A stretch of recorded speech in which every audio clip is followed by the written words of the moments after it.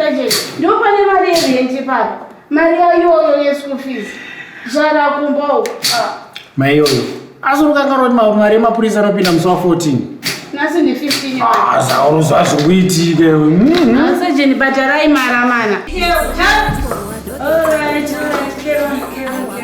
Isusu semapurisa ka panyaya dzecorruption we have zero tolerance. I can see ndimwe vayazvisho. Pano paGazaland panosungwa munhu asina mari. Kuzvinzi muri kuchichikona isachi. Saka afona wacho tsitsi dzake ndedzei. Asi kuda kuti mageto youth amwe bronco. Ngadzanofana kurohwa kawani pawiki. Kuti zviite sei? Mutemo wachkorwa doketa kunyora aiwa kuna kutonyora tiri corruption mu government. Welcome to Gazaland.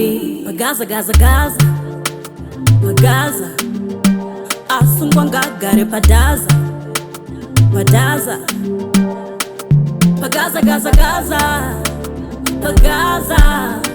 asungwa ngagare padaza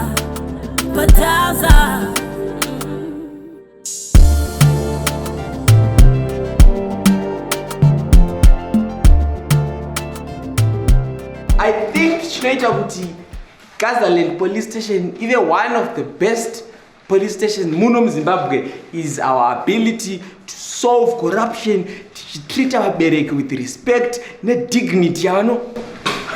Ndarakagara kwakona panongowa nemukadzi. Sawa mambo.